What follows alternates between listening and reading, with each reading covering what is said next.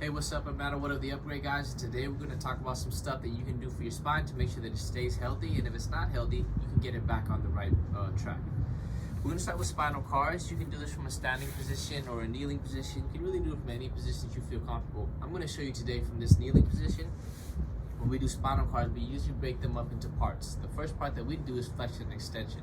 So you simply cross your arms over your chest like so, and the goal here is to move only from your spine.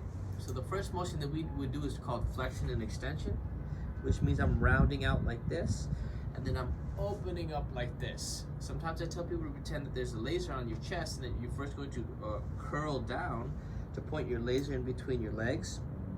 Then you're gonna open up and point the laser towards the ceiling. So after you've done that a couple of times, we do the next motion, which is rotation. So once I've rounded over and flexed, I'm going to rotate. So that laser I had, I'm now pointing to the left, and I'm pointing to the right.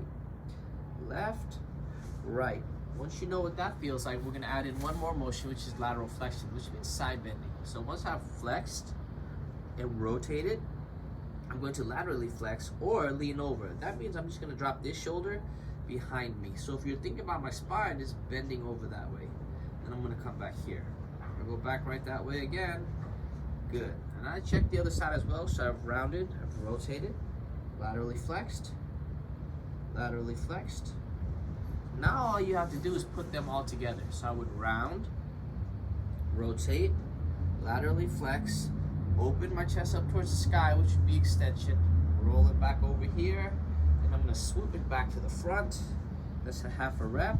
I rotate it back, laterally flex again, open my chest up towards the ceiling in spinal extension, back down this way, scoop it back to the front. After you've done spinal cars, we'd actually just do a global flexion and extension. I think they call this cat-cow in yoga. Basically what I'm going to do is go into this angry cat position, and then I would do the complete opposite of that and try to open my chest up towards the wall in front of me, and if I have a tail, I'm trying to touch onto the tag on the back of my shirt. I'm going to do that a couple times. Once I've explored a global flexion extension, I now want to see how well can I control the independent parts going into those motions.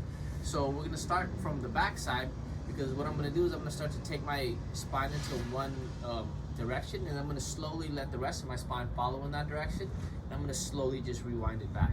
So if I'm doing it from here, let's say I sort of segment into what we call flexion first, that angry cat position, I'm going to pretend like I'm just barely tucking my hips, or if I have a tail, I'm going to tuck the tail in between my legs. When I can't go there anymore, the next vertebrae is going to round, then the next one, then the next one, then the next one, then the next one. And then if I'm going to reverse it, I'm going to simply slowly start to untuck. I'm going to ride that wave right back through, one at a time.